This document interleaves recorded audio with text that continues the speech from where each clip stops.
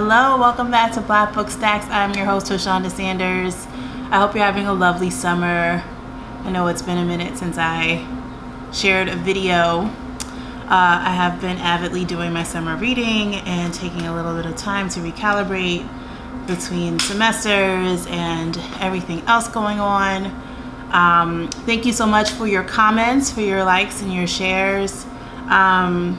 But mostly for your subscriptions also, which help the channel. It's been so cool to hear your thoughts about some of the books that I've talked about on the channel, and also other books for me to check out, which I haven't yet, but I'm adding to an ever-growing list. So always interested in those. Since we're almost to the middle of July, which is bananas, I thought that I would do a summer books update in terms of the books that I've read so far, the summer that I love, some of the books that are coming for August. The fall is a whole nother beast altogether. I'm reading galleys that go as far out in publication as next January, so January 2022, which is not a complaint, like what a blessing, right? But also like a little bit intense to juggle in terms of the book situation, but it's all good. I love being able to talk to you about the books that I think are great and give you some recommendations. So with that, I will start with July, which for me was a little bit of a slim publication month, as it were. I think I might have mentioned John Lewis's Carry On Reflections for a New Generation in my June roundup, but if I didn't, this is just really lovely. I was always so inspired by John Lewis and his message and his activism and also just his goodness. So this is a really lovely small one. I think especially for recent graduates. It came out July 13th, and I love this cover, which makes me think of Candy Wiley. Morgan Parker's reissue of Other People's Comfort Keeps Me Up at Night was published, reissued by Tin House with a foreword by Dennis Smith. Super dazzling as a collection, really lovely. Seek You by Kristen Radtke, A Journey Through American Loneliness. Really easy to read, beautiful illustrations. Really thoughtful. I won't give too much away, but I learned a lot. I've always had an interest in loneliness as an epidemic internationally, even before the pandemic, and so I imagine that with everything that's gone on, that it would continue to be a problem or something that we needed to kind of grapple with. So those are my July publication books that I read that I thought were interesting. Seek You in particular made me think about the sovereignty of quiet and basically the Black expressiveness of activist culture, or the way that Blackness is associated with publicness, and how as a Black introvert, I often feel kind of apart from that.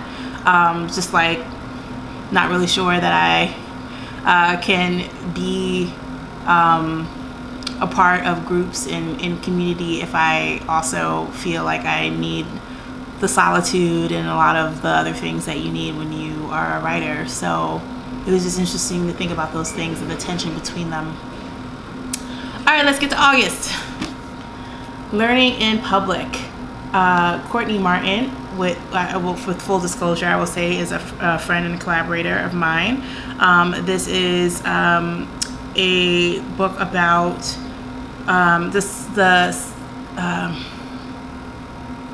I can't even think of what the subheading. I've been teaching writing this summer, so I'm like, what's the head? What's the subheading?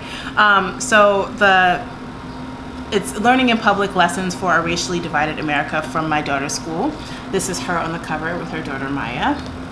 And this is a book that basically is about school choice and the fact that true integration of public schools has failed because of the failures of white women in particular, who often make the decisions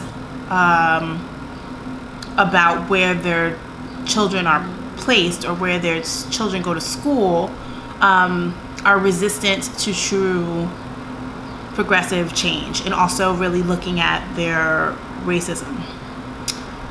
I hope I'm not oversimplifying it, but I think that's in line with what Courtney has said about her intention to write the book and about what she discovered when she wrote the book, and her experience reporting the book, but also basically choosing a school for Maya in Oakland and having the encounters that she did, and also making some mistakes, which one of the ways that she learns in public as part of the book is by incorporating the voices of friends. In her case, Dr. Dina Simmons, also a fellow Bronx girl, shout out to Dina, who, she'll like cross out a line where she says something that's a little bit like not so great, and then she'll include whatever Dina's comment was about that, like maybe as a white woman you shouldn't refer to a black man as a lovely creature, even if you're well-meaning, right? So I loved it. I'm also aware that I'm biased because I like root for my friends, love to see them shine. And also as someone who doesn't have children and doesn't think about school choice and really doesn't give that much thought on a daily basis to school segregation, because again, I don't have children, so it's not an issue. It still gave me a lot to think about and wonder about in terms of how I can be an ally and be supportive of my friends who do have to make those choices. So really good, really valuable, highly recommend it. Comes out August 3rd. I'm currently reading Made in China by Anna Q, and this is the subtitle, Learning, is a memoir of love and labor. I'm about halfway through. It's pretty intense. Anna works in a factory with her mom, who also works there,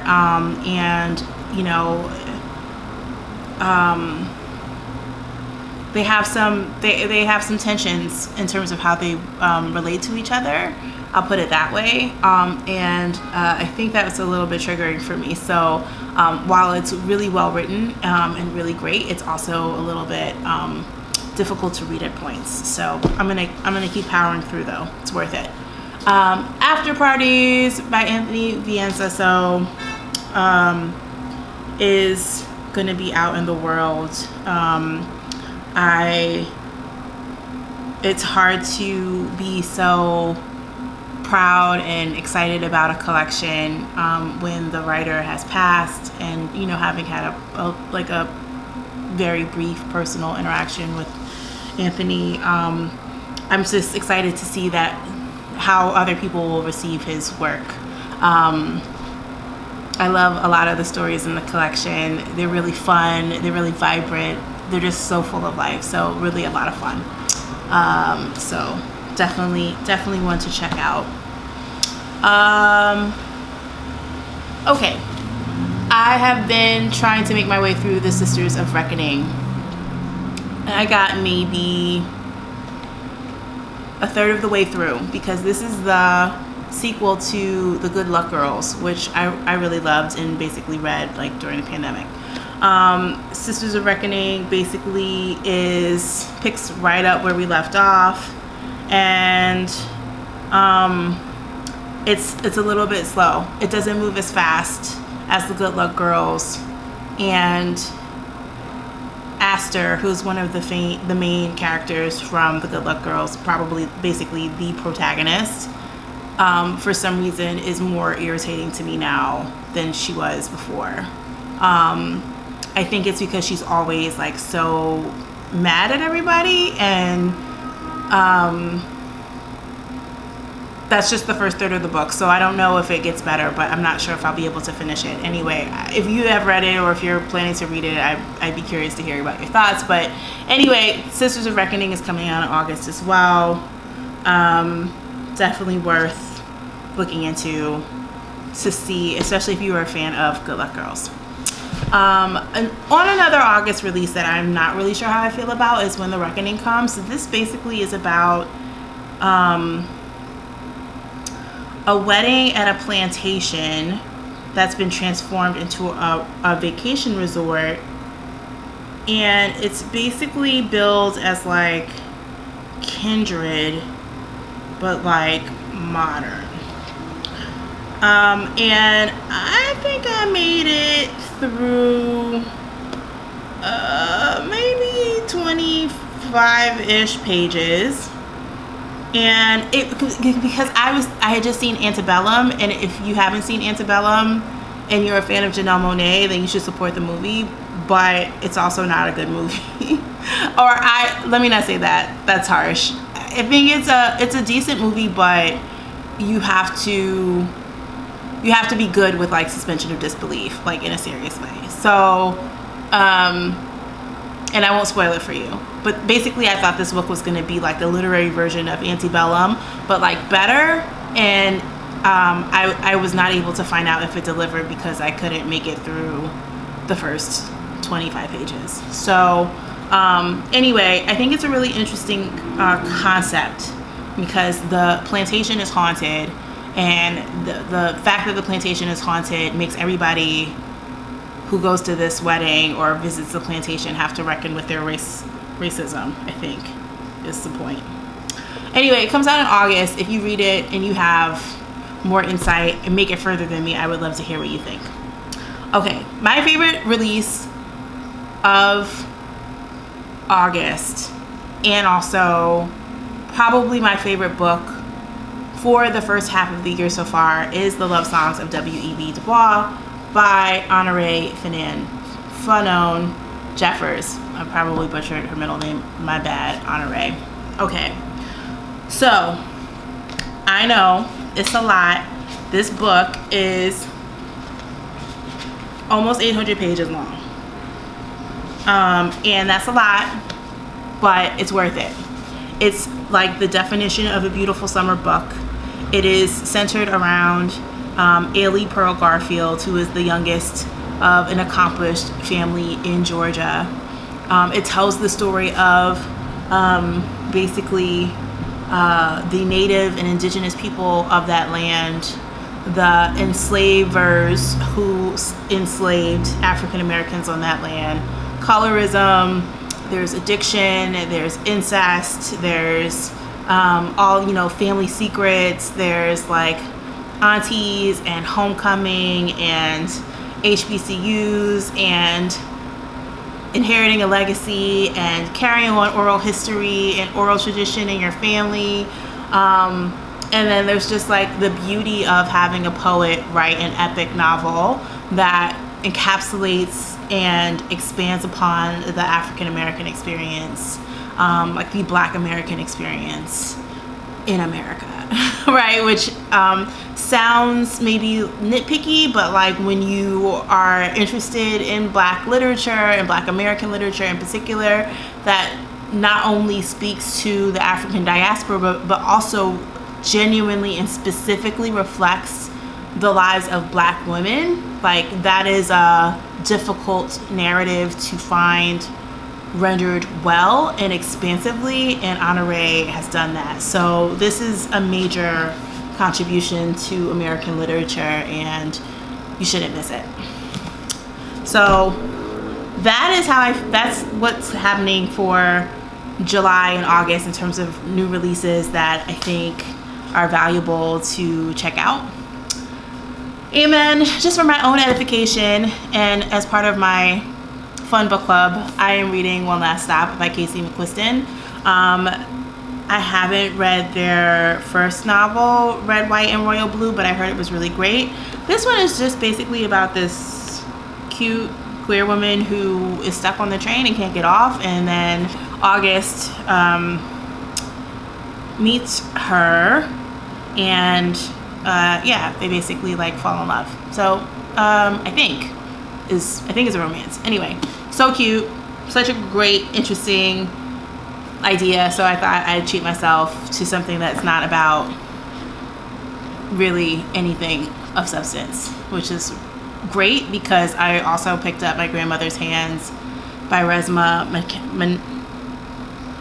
Menakem. Sorry. This subtitle here is Racialized Trauma and the Pathway to Mending Our Hearts and Bodies. This is more just like a personal edification book. It was published in 2017, and I think it's a New York Times bestseller. But yeah, I mean, I think maybe I'm several months late in terms of thinking about white body supremacy, or maybe several years, decades behind other people in terms of understanding the language that's used here. But it feels really valuable to have language around your trauma and around your painful experiences. So I'm interested in delving into that and learning more. So that's what I have for July and August. I don't know when I will be back with anything about the fall, but if there are fall releases you're looking into or looking forward to, I'd love to hear about that. I'd love to hear about what you're reading this summer, even if it's not any of the things that I talked about, any of the books on my list. If you check out any titles, though, I'd love to hear your thoughts as well, like I said. And thanks so much for checking in. See you again soon.